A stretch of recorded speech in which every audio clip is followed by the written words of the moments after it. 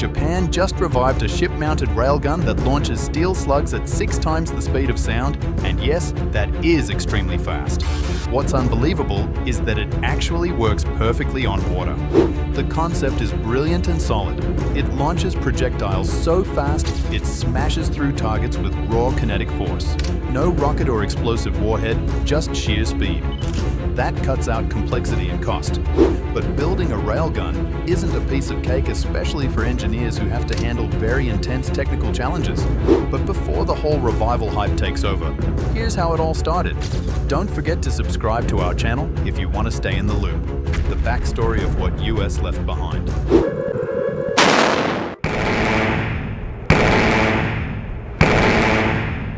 From the 1980s through the 2010s, the US chased a railgun that promised to be a game changer for naval combat.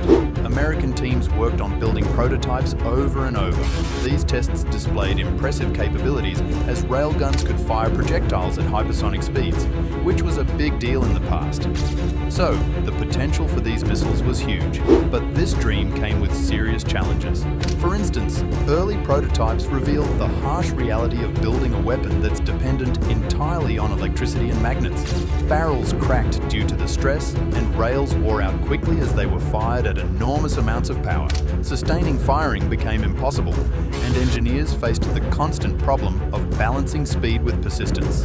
By 2021, after years of research, the US Navy decided to stop funding the railgun. The project was put on hold as it faced technical problems, one after another, and other high-priority projects like hypersonic missiles and other energy weapons needed attention.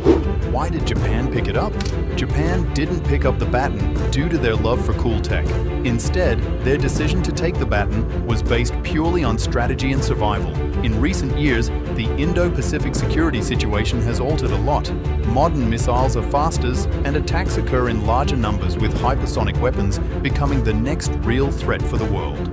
We all know that Japan is an island nation that heavily depends on sea routes and coastal defenses. That's why Japan decided to pick up the baton. It's not only fast, but also cost-effective to break through incoming missiles. A railgun solves Japan's problem.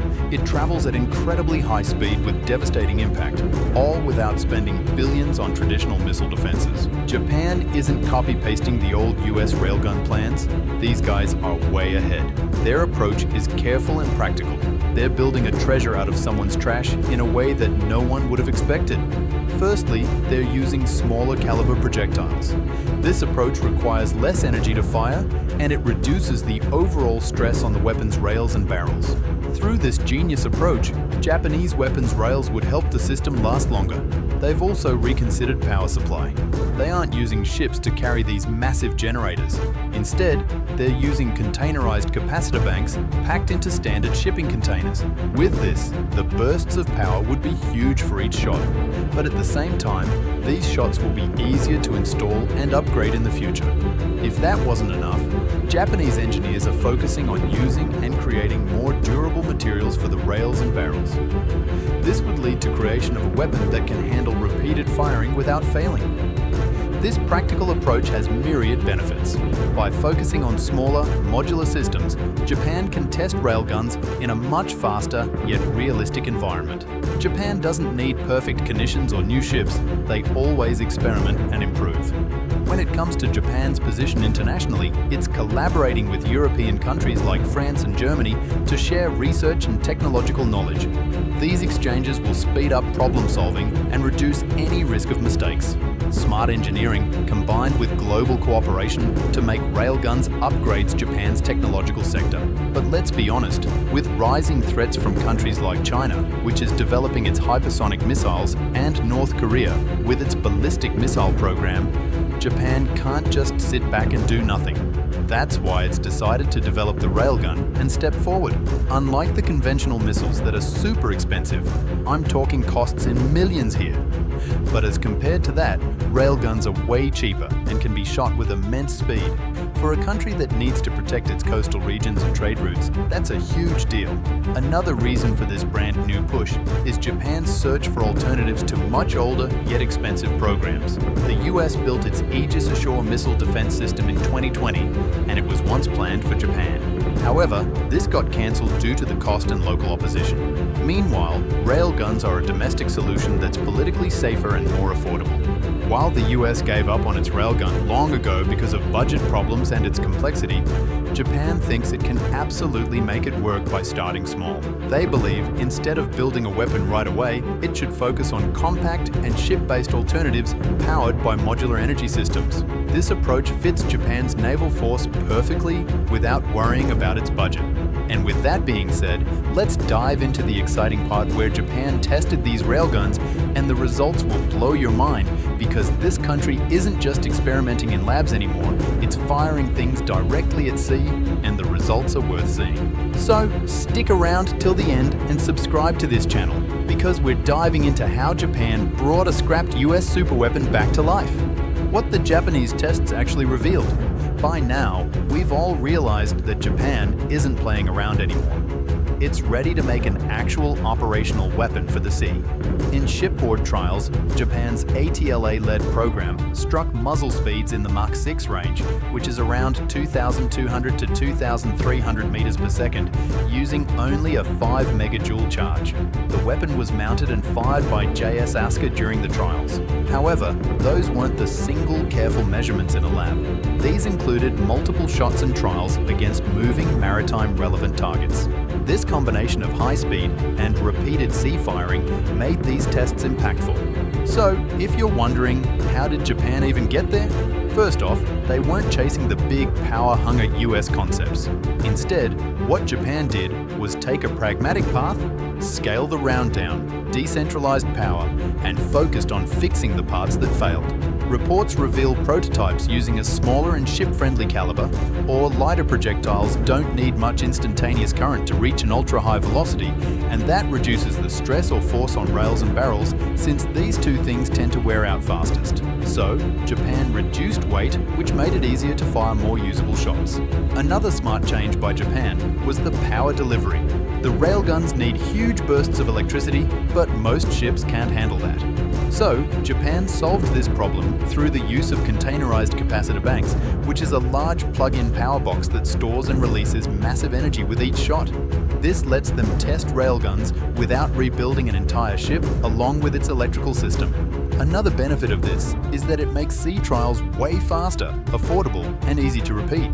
Material science and smart geometry also made a big difference in testing. Rail and barrel degradation has been the death knell for many railgun projects in the past. The rails and barrels keep cracking, and the system must be built frequently. Japan focused on better rail materials and protective coatings that reduced this risk. The reported result reveals there were more shots between the maintenance cycles, the exact step that makes a weapon move from a single-time demo to something that's actually put on a ship and used. But that doesn't mean Japan has it all figured out, because back in the days, the US Army needed tens of megawatts to fire many big shots per minute, so power needs are still a hurdle. However, Japan's smaller and modular approaches avoid that, but any real operational railgun would need long-term fixes before its actual use on the warships.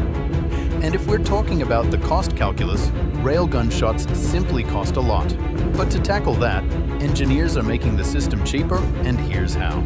They're using simpler projectiles that are cheaper to make and designing rails and barrels to last longer, so there's no need for rebuilding weapons. Put together those moves, cut the price per shot, and make it realistic to fire countless cheap rounds in a heavy attack while saving missiles for the most important targets. What could go wrong? Now, what could go wrong with this? Even though Japan is known for its pacifist post-war stance and careful defense policies, this new project comes with a number of risks. Developing a brand new railgun out of a scrapped one is a big challenge. It's about maintaining the weapon in unpredictable sea conditions with tons of experimenting. Even with all of this progress, Japan is facing many hurdles, whether it's related to the projectiles wearing out faster, newer versions requiring hundreds and thousands of rounds before maintenance. Unlike traditional naval guns that can fire thousands, this one needs improvements. Then there's power problems. Railguns need a lot of time to recharge and enormous amounts of energy with each shot, which is why Japan will still have to figure out before any real deployment. And let's not forget targeting. A railgun slug doesn't have any guidance or explosives. It relies on hiding the right spot at insane speeds. If we're talking about a real-time battle scenario, Japan will need precise tracking systems and advanced sensors with the ability to predict an enemy's missile's path just perfectly. So, yes, while Japan's railgun is impressive, the road ahead is still pretty tough, and with the entire world watching, let's see how it'll work out for Japan. Consequences. In case Japan somehow manages to develop this railgun, the consequences could be huge, both politically and militarily. Firstly, a working railgun is a game changer in Asia. It makes it harder for any country to plan something against Japan, or its allies even. Hypersonic missiles and mass missiles are no joke. They're the kind that China or North Korea would rely on, right? So, suddenly, Japan shooting them down would change their position in the eyes of power-holding countries like them. Globally, Japan isn't working alone, which means the railgun could become a shared technology, and with a few more tweaks, boom, it could change the entire defense system. Reaction of US. And here's the interesting take. If Japan and its allies truly make this weapon work, the US might be forced to reconsider its decision of abandoning the railgun program. Now that Japan's making real progress, the US might want to collaborate with them on shared production and co-developing the new railgun system. In the end, it'll all come down to results as to how well Japan's going to perform in real-world tests and whether the costs make sense for long-term use or not. If the numbers look great, don't be surprised if the US jumps back to collaborate with Japan. With that being said, Japan's revival of railguns is a legendary move. It can change the entire landscape of modern warfare. So, if you liked this video, make sure to subscribe and hit that bell icon for more updates.